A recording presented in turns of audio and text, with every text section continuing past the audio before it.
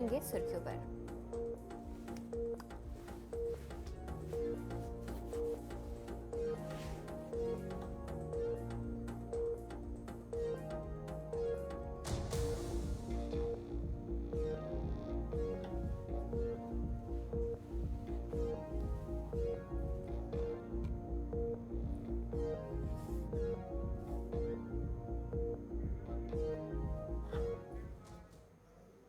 तो चलिए खबरें तफसील के साथ, जहां पर शुरुआत करेंगे सबसे पहले बड़ी खबर के साथ, जहां पर देखने को मिल रहा है कि लगातार मुल्क भर में जो बारिशें हैं वो देखने को मिल रही है, जिसके चलते बारिश का अलर्ट भी कर दिया गया है। बताया जा रहा है कि 24 ऐसी रियासतें हैं जहां पर तूफानी बारिशें हो सकती हैं और पहले से ही अलर्ट कर दिया गया है। 24 ऐसी रियासतें हैं जहां पर तूफानी बारिशें मुतवक्का है और बताया जा रहा है कि उड़ीसा के 10 अजला में सैलाब की वार्निंग भी जारी कर दी गई है, जो ये जानकारी सामने आ रही है। और बताया जा रहा है कि आने वाले दिनों में काफी ज्यादा तेज बारिशें हो सकती है, जिसके चलते जो आमदरफ्त है उस पर भी असर देखने को मिल सकता है। जो जानकारी है, जहां पर कई ऐसी रियासतें हैं जहां पर बारिश का अलर्ट है और जिसमें जम्मू कश्मीर का नाम भी शामिल है, यानी कि आने वाले वक्त में जम्मू कश्मीर में भी जो तेज बारिशें हैं वो हो सकती हैं और पहले से ही जो अलर्ट है वो जारी कर दिया गया है।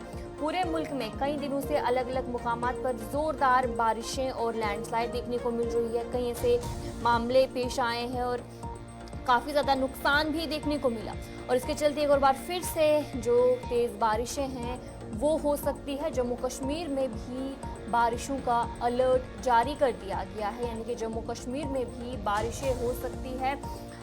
पूरे मुल्क में कई दिनों से अलग अलग मुकामात पर जोरदार बारिश और लैंडस्लाइड के वाकयात सामने आ रहे हैं, जिसकी वजह से जबरदस्त जानी व माली नुकसान सामने आया है। इस सिलसिले में महकमा मौसमियात ने मुल्क के 24 रियासतों और मरकज के जेर इंतजाम इलाकों में अगले एक हफ्ते तक तूफानी बारिश का अलर्ट जारी कर दिया है। साथ ही लोगों से एहतियात बरतने की अपील भी की गई है।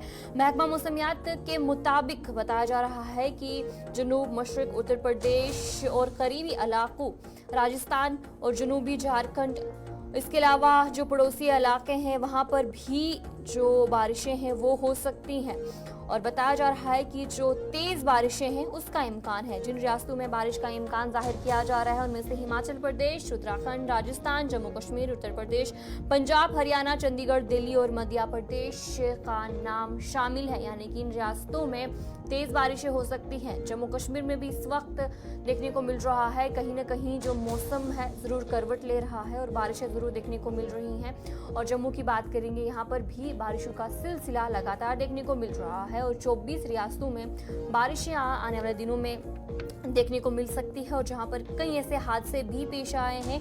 उड़ीसा की बात करेंगे, वहां पर हीराकंड पेशता से पानी छोड़े जाने की बाद महानदी की आबी सतह में भी इजाफा हो गया। सूरत हाल को देखते हुए रियासत के खसूसी रिलीफ कमिश्नर की तरफ से कहा गया है 10 जिलों के डैम को सैलाब के जो है अलर्ट कर दिया गया है और जिसमें से संबलपुर, सोपोर, उंगलपुर, कटक, जगत सिंहपुर शामिल है। और इसके अलावा कल की बात करेंगे तो कल भी कई ऐसे वाक़ये पेश आए हैं, क्योंकि बारिशों की वजह से जो लैंडस्लाइड है वो देखने को मिली थी और एक वाक़या जो है मनाली नेशनल हाईवे पर भी देखने को मिला था, जहां पर बताया जा रहा है कि जो वहां पर बस के इंतज़ार में खड़े नौजवान की पहाड़ी से घिरकर पत्थर की जद में आ जाने से मौत वाक़या हुई और वहीं पर लैंडस्लाइड और बारिश की वजह से आमदरफ्त पर भी ज़बरदस्त असर पड़ा। और शिमला की बात करेंगे तो वहाँ पर भी कल की बात करेंगे तो NH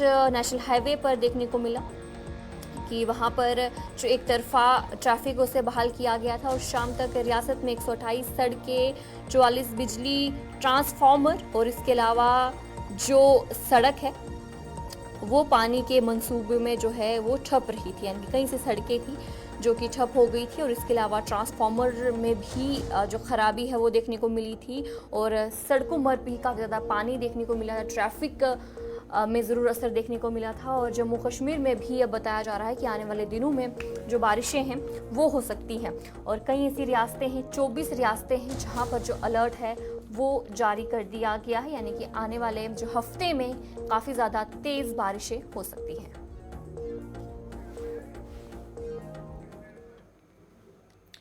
जिस तरीके से वायनाड की बात करेंगे, जहां पर लैंडस्लाइड के बाद काफ़ी ज़्यादा हंगामा देखने को मिला था और काफ़ी ज़्यादा नुकसान वहां पर हुआ था, और उसके चलते आज वज़ीर आज़म नरेंद्र मोदी वायनाड में लैंडस्लाइड से मुतासरा इलाके का दौरा कर रहे हैं। तस्वीरें आपके सामने हैं, जहां पर बताया जा रहा है कि उन्हें ब्रीफिंग दी जा रही है। गवर्नर आरिफ मोहम्मद खान, सीएम पनाराई विजयन और मरकजी वजीर सुरेश गोपी भी वहां पर मौजूद है। और जहां पर ये जो लैंडस्लाइड पेश आया था, जिसमें से लापता अफराद की तलाशी जो है वो जारी है, और जहां पर बताया जा रहा है कि अभी तक कोई नई लाश नहीं मिली है। हालांकि काफ़ी लोग लापता है, उन्हें ढूंढने की पूरी कोशिश की जा रही है। लगातार जो वहाँ पर टीमें हैं वो वहाँ पर तैनात है और ढूंढने की कोशिश की जा रही है। और अभी तक जो बताया जा रहा है, 6 अगस्त तक सरकारी तौर पर मरने वालों की तादाद 224 होने की तस्दीक की गई है। जहाँ पर आपके सामने तस्वीरें भी हैं। वज़ीर आज़म नरेंद्र मोदी वायनाड में लैंडस्लाइड से मुतासरा इलाकों का दौरा कर रहे हैं।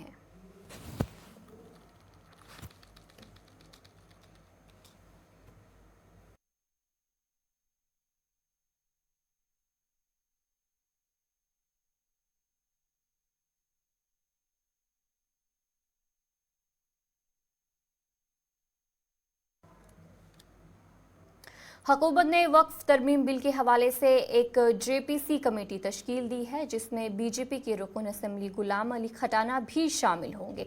गुलाम अली खटाना ने कहा कि वो वक्फ आज तक झूठ बोलते आ रहा है और अब वो कौम के सामने बेनकाब होगा। इन बातों का इजहार उन्होंने गुलिस्तान न्यूज़ नुमाइंदा ताबिश कमाल के साथ किया। बिल सरकार ने जेपीसी को भेज दिया है, उसके लिए कमेटी का गठन भी हो गया है। राज्यसभा से भी 10 सांसदों को रखा गया है। हमारे साथ बात करने के लिए राज्यसभा से बीजेपी सांसद गुलाम अली खटाना साहब है, जिनको कमेटी में जगह दी गई है। ये कमेटी डिसाइड करेगी कि इसमें क्या गलत है और क्या सही है। डायरेक्ट बात करते हैं। खटाना जी, अब कमेटी बन गई है, आपको कमेटी में जगह दी गई है। देश के उन 10 सांसदों में से आपको भी जगह मिली है, जो उस कमेटी पर अब फैसले की अंतिम मोहर होगी, बहुत सारी चीज़ें होंगी। आपकी नज़र में क्या है जो विपक्ष कह रहा है, उसको आप कितना सही मान रहे हैं, और क्या आप कमेटी में अपनी बात इस तरह से रखेंगे जो विपक्ष को आप समझा सके कि आप गलत कह रहे हो और सरकार जो बिल लाई हो पूरी तरह से ठीक है? देखिए, कांग्रेस उसमें से जो निकली हुई जमातें हैं देश में, रीजनल पार्टीज़ हैं, जिसमें सपा है, जिसमें आपका टीएमसी है, या अदर जो पार्टीज़ हैं, जो मुसलमानों का ज़्यादातर अपना उनको वोट बैंक समझती है। बेसिकली वो चाहते नहीं है कि मुसलमान जो है ये एक अच्छा शहरी बने, देश की तरक्की का हिस्सा बने। उन्होंने उसकी जो वक़फ़ की प्रॉपर्टीज़ थी या उसका जो वेलफेयर था वो बिल्कुल नहीं कराया। वक़फ़ प्रॉपर्टीज़ इसलिए थी, वो बिल्कुल मुसलमानों के लिए थी। अब उन्होंने उसकी लूट खसूट करी है, उनको खुर्द-बुर्द करा है, बेचा है। अब मुसलमान, जो गरीब मुसलमान है, उसको ये डराते हैं कि आपका वक्फ चला जाएगा, आपके वक्फ के साथ छेड़छाड़ हो रही है, और उसको वोट बैंक तक रखना चाहते हैं। देखिए, सरकार का मकसद है कि उसमें ट्रांसपेरेंसी रहे। ये एक कम्युनिटी की प्रॉपर्टी है, उसको उसमें शफाफियत रहे। अब ये चाहते नहीं है, ये शोर मचाते हैं।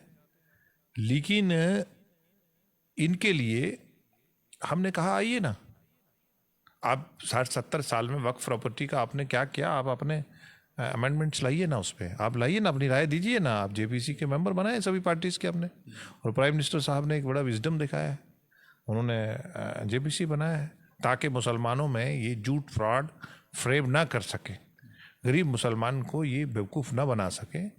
आज सोशल मीडिया का ज़माना है, वो वक्त चला गया। आप कब तक उनको वोट बैंक तक रखोगे? आप कब तक उनको अनपढ़ता से जोड़ोगे? कब तक उनको माफिया से जोड़ोगे? देश का मुसलमान अब भारत को तीसरी बड़ी मईशत बनना है, तीसरी बड़ी ताकत बनना है। उसमें इतनी बड़ी जो सबसे बड़ी मिनॉरिटी है, उसको अगर आप लूप पे नहीं रखोगे, उसका अगर वो अपनी मेजॉरिटी के साथ कंधे से कंधा मिला के नहीं चलेगी, तो देश कैसे विकसित होगा? आप लोगों का मानना है कि हकीकत में वक्फ के अंदर घोटाले हुए हैं, गरीब मुसलमानों की ज़मीन को बंदर बाट किया गया है, बड़े बड़े बिल्डर्स को बेचा गया है? क्या हकीकत में ऐसा हुआ है? सामने आएगा, पूरा इनका चिट्ठा, काला चिट्ठा हम सामने रखेंगे कि इन्होंने कैसा उसको खाया है, कैसे लूट खसूट करी है, कैसे कोड़ियों के पाँव बेचा है, कैसे इनके कब्जे में है आदमी। जो गरीब, जो इसका हकदार है उसको तो मिला नहीं है। अब ये हम पे इल्ज़ाम लगा रहे हैं, ये छेड़छाड़ कर रहे हैं। अरे हम कोई छेड़छाड़ नहीं कर रहे हैं। प्राइम मिनिस्टर जो देश का होता है वो मुसलमान तो बहुत बड़ी मिनॉरिटी है, बड़ी मिनॉरिटी है, वो छोटी से छोटी माइक्रो सेक्शन का प्राइम बातें आप कह रहे हैं वो एंटी मुस्लिम करके उसको कहीं ना कहीं रिप्रेजेंट किया जा रहा है। आपको लगता है कि इस सब की एक अहम जांच होनी चाहिए, सीबीआई से जांच होनी चाहिए? जो प्रॉपर्टियों पर आप लोग कह रहे हैं कि इन प्रॉपर्टियों का बंदरबाट किया गया है, मुसलमानों को कोई फ़ायदा नहीं पहुंचा, तो आपको लगता है कि ये सही वक्त है कि सीबीआई जांच हो जानी चाहिए, जो दूध का दूध पानी का पानी हो जाएगा? देखिए, वक्फ प्रॉपर्टीज वो सामने आ जाएगी ना। भारतीय जनता पार्टी ने असेंबली इंतखाबात के मंशूर के लिए खिताब पीर पंजाल में 3 रोज़ा प्रोग्राम का आगाज़ किया है। इस प्रोग्राम में मुख्तलिफ रहनुमा और आम लोग शामिल हुए। इस मौके पर आने वाले इंतखाबात के हवाले से अहम बातचीत की गई कि इस बार भारतीय जनता पार्टी की जो हमारी प्रदेश इकाई है, हमारी लीडरशिप है, उन्होंने ये फैसला किया कि ये जो हम अपना संकल्प पत्र, जिसको हम चुनावी मंशूर भी कहते हैं, इलेक्शन मैनिफेस्टो भी कहते हैं, तो हम तो उसको गारंटी और संकल्प पत्र बोलते हैं, क्योंकि 100% उसकी इम्प्लीमेंटेशन की बात ही नहीं करते भी हैं। तो उसी सिलसिले में एक स्टेट की कमेटी कॉन्स्टिट्यूट हुई, फिर फर्दर उसमें से कुछ डिवीज़न हुई। तो हमारी जो यहाँ की जो हमारे एडमिनिस्ट्रेटिव डिस्ट्रिक्ट हैं 2, पुंछ और रजौरी, इसके लिए जो हमारी टीम है 8, जो मेरे बहुत ही वरिष्ठ साथी हमारे साथ हैं, आप देख रहे हैं यहाँ माननीय विभूत गुप्ता जी हैं, बहुत ही वरिष्ठ साथी हमारे पॉलिटिक्स के एक महानाज हस्ती चौधरी तालिब हुसैन जी हैं, माननीय डीडीसी और इकबाल मलिक जी जो धराल से हैं, हमारे डिस्ट्रिक्ट प्रेसिडेंट हैं, आप देख रहे हैं हमारे संगठन के दोनों महामंत्री इसमें लगे हुए हैं, और भी। और ये कोई पॉलिटिकल फोरम बना के नहीं हम कर रहे, ये हम अक्रॉस द सेक्शन और अक्रॉस द सोसाइटी जितने भी यहाँ पे प्रोमिनेंट और बुद्धिजीवी लोग और जो हमारे अकाई हैं यहाँ पे, चाहे वो रिलीजियस से हैं, जहाँ बिजनेस ट्रेड से लगते हैं, तो उन लोगों के साथ हम इंटरेक्शन। फायर एंड इमरजेंसी उम्मीदवारों ने 2020 की भर्ती में बड़े पैमाने पर धांधली के इल्जामात आयद करते हुए कहा कि काफ़ी वक्त से वो इंसाफ की लड़ाई लड़ रहे हैं, लेकिन अभी तक उन्हें इंसाफ नहीं मिला है। उनका ये कहना है कि नाअहल उम्मीदवारों को मुलाजमतें दी गई हैं, जबकि उम्मीदवारों को नज़रअंदाज किया गया है। उन्होंने अब हुकूमत से तहकीकात का मुतालबा किया है। 2013 में नोटिफिकेशन निकली थी, वो 3 बार कैंसिल किया गया, तीनों बार प्रूव हुआ कि इसमें धांधली हो गई। फिर चौथी बार भी 2020 में धांधली हो गई। पेपर जो थे पहले ही बिक चुके थे, जिनके लिए हमने कोर्ट में भी लिख के दिया, आई विटनेस भी सामने आए, गवर्नर से भी मिले, कमेटी भी उसके लिए गठन हो गई। उस कमेटी को 1 महीने का टाइम दिया गया था कि आप 1 महीने में इसकी फाइंडिंग्स बाहर निकालिए और इस रिक्रूटमेंट में जितना भी कांड हुआ था, चोरी हुई, उसको बाहर निकालिए और उसको पब्लिक में लाइए। लेकिन तब से 2 साल गुजर रहे हैं, लेकिन कमेटी ने अपना रिपोर्ट सबमिट भी किया। जीएडी ने कमेटी बनाई थी गवर्नर की तरफ से, गवर्नर की कॉल पे, तो जीएडी को उस ऑफिसर ने, जो आर के गोयल साहब फाइनेंशियल कमिश्नर थे तब के, जो चेयरमैन थे कमेटी के, तो उन्होंने उसको जब कॉल की, उससे हम मिले, उसने परसों भी मैंने उससे बात की कॉल पे, तो उन्होंने बोला भाई मैंने सबमिट रिपोर्ट किया है, अब आप खुद लड़ो, मैं आपके लिए ग्राउंड में लड़ने के लिए नहीं आऊँगा, मुझे जो करना था मैंने किया, मैंने चोरी साफ दिखाई है। और इतना भी हमने मालूम किया है कि रिपोर्ट कंप्लीटली हमारे हक में है। अब गवर्नर साहब इसको बाहर नहीं ला रहे हैं या एडमिनिस्ट्रेशन उसको मिसगाइड कर रहे हैं। मोस्ट प्रोबेबली कुछ ऑफिसर्स उसको बाईपास करने की कोशिश कर रहे हैं। जैसे कि एक सीनियर लेवल आईएएस ऑफिसर ने 2 दिन पहले ट्वीट डाला इसी फायर सर्विस के मामले में, तो उन्होंने बोला जो फायर सर्विस का जो रिपोर्ट था वो डिलिबरेटली कुछ ऑफिसर्स के जरिए बाईपास किया जा रहा है। मकसद से आए हैं कि इस रिपोर्ट को जल्द अज जल्द बाहर निकाले ताकि हमारे साथ भी इंसाफ होगा। हम 11 साल से इस के लिए स्ट्रगल कर रहे हैं, एटलीस्ट हमारी जिंदगी पे। सुरनकोट के डाक बंगलू में एक इजलास मुनक्किद हुआ, जहां बड़े तादाद में कारकुनों ने शिरकत की। इस इजलास में इंतखाबात के हवाले से बातचीत की गई और कारकुनों के साथ मुख्तलिफ मौज़ूआत पर गुफ्तगू हुई।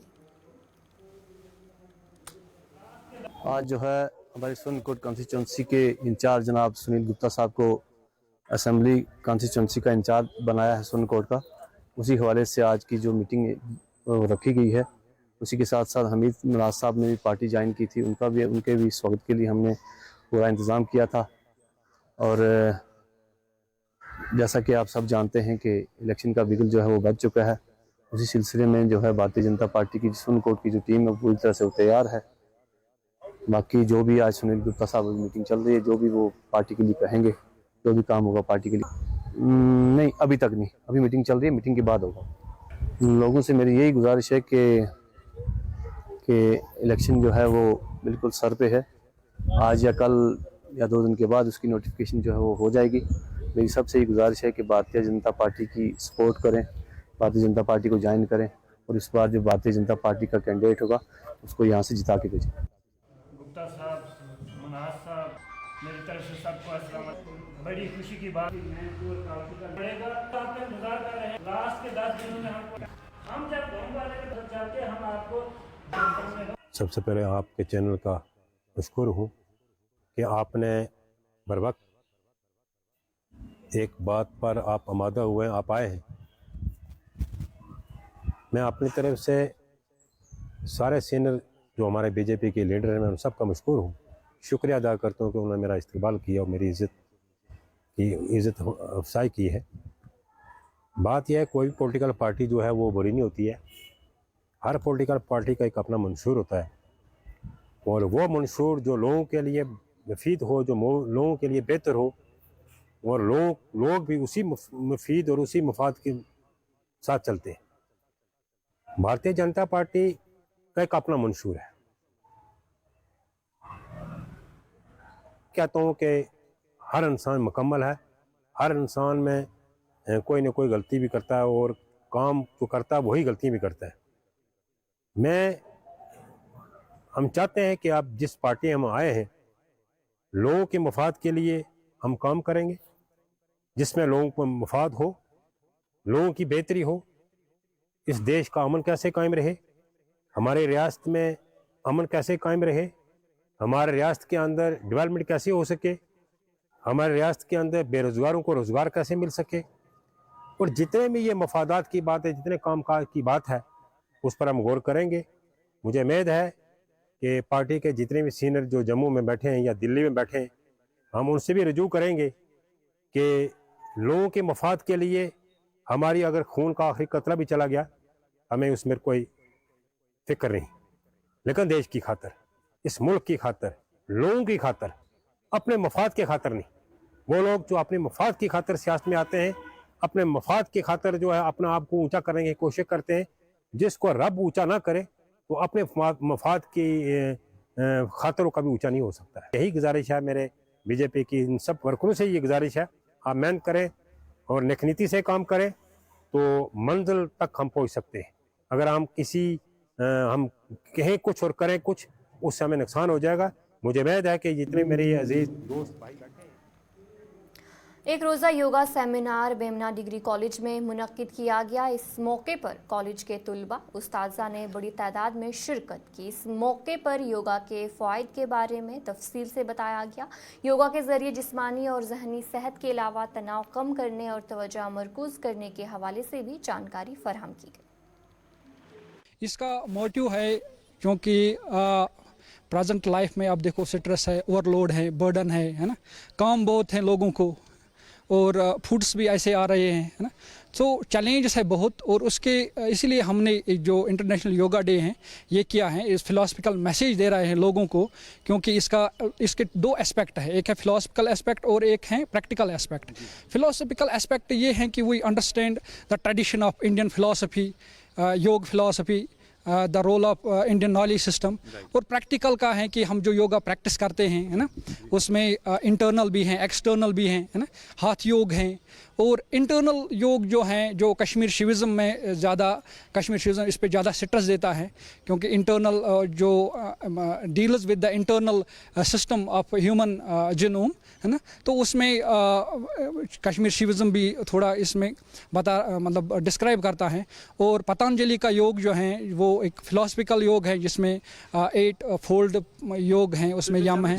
ये जो स्पॉन्सर हैं, ये ICPR, Indian council of philosophical research, works for the benefit of philosophy. ये ज़्यादा स्टूडेंट्स को मोटिवेट करते हैं, इनको नॉलेज भी देते हैं और इनको ये मैसेज भी देते हैं कि प्रैक्टिकल जो योगा का जो प्रैक्टिकल साइड है उस पर अब ज़्यादा जोर दे दीजिए। ये यंगस्टर ज़्यादा करते हैं। इसके मैं यही बोलना चाहता हूँ कि एक अगर देखेंगे फिलोसफिकल सिस्टम, तो उसमें नॉलेज सिस्टम है, वो डिस्क्राइब मतलब पढ़ने के लिए। दूसरा एक्सरसाइज है, उसको उसके साथ थोड़ा रिलेशन है, लेकिन वही जो प्रैक्टिकल साइड है वो खाली हम एक उसका एक ये रहता है कि जिसको हम कहते हैं कि एक्सपर्ट रहते हैं, है ना। इसीलिए हमने जो टॉपिक रखा है उन्हें हमने रखा है yoga philosophy and interplay of mind, body and spirit. ये तीनों जब अगर इंसान की बॉडी जो है वो बैलेंस्ड है, या वही कह सकते हैं कि हेल्दी बॉडी है, लेकिन अगर मेंटल पीस। तराल हंदूरा के मुकामी लोगों ने गांव में पानी की फिल्ट्रेशन प्लांट की ज़बूहाली पर शदीद तशवीश का इजहार किया है। मुकामी लोगों का कहना है कि ये प्लांट कई दहाइयों से पहले कायम किया गया था, लेकिन अब ये बंद पड़ा है, जिसकी वजह से लोगों को आलूदा पानी पीना पड़ रहा है। उन्होंने इस मसले में आला हुकाम की मदाखलत की अपील की है और मौजूदा पानी फिल्ट्रेशन प्लांट की बहाली का मुतालबा किया है। मसला ये है कि ये जो फिल्ट्रेशन प्लांट यहाँ पे उसमें लगभग लाखों रुपए यहाँ पे खर्च किए हैं वहाँ ठेकेदारों ने, लेकिन पता नहीं वो पैसे कहाँ गए हैं। यहाँ पे देखिए, ये जो फिल्ट्रेशन प्लांट है बिल्कुल खस्ता हाली में नज़र आ रहा है। हमारे जो गांव के जो लोग हैं वो काफ़ी बीमार हो रहे हैं। जो पानी आ रहा है लाम से, हमारी जो सप्लाई आ रही है उसमें काफ़ी गंदगी होती है, तो लोग जो हैं काफ़ी बीमार हो रहे हैं। तो आप मेरे डिपार्टमेंट से यही गुजारिश है कि जो यहाँ पे रुपए उन्होंने इस फिल्ट्रेशन प्लांट में लगाए हैं, उनको इंक्वायरी होनी चाहिए कि वो पैसे आखिर गए तो कहाँ गए। अगर फिल्ट्रेशन की बात की जाए, आप यहाँ पे देख सकते हैं, यहाँ पे बिल्कुल खस्ता हाली में नज़र आ रहे हैं यहाँ पे फिल्ट्रेशन प्लांट। आप उनसे इंक्वायरी की जाए कि वो पैसे जो आपने यहाँ पे लगाए थे इस फिल्ट्रेशन प्लांट में आखिर गए तो गए कहाँ पे, तो उनको बाज़ाब्ता इंक्वायरी करनी चाहिए। तो मेरी यही अपील है सरकार के यहाँ पे, तो यहाँ पे एक फिल्ट्रेशन प्लांट बनाइए, क्योंकि हमें एक साफ़ पानी पीने को मिले यहाँ पे, क्योंकि आजकल के ज़माने में काफ़ी बीमारियाँ फैल रही हैं। तो एक अच्छा फिल्ट्रेशन प्लांट यहाँ पे बनाइए, वो सरकार की मेहरबानी होगी। तो 7 किलोमीटर दूर तो पता यह गाँव कत बनोक 2001 to 2002 मज बनोक फिल्ट्रेशन प्लांट ये तम सात फेल गो सर। तो चलिए खबरनामे में इतना ही। अभी के लिए मुझे दीजिए इजाजत और आप बने रहे गुलिस्तान न्यूज़ के साथ।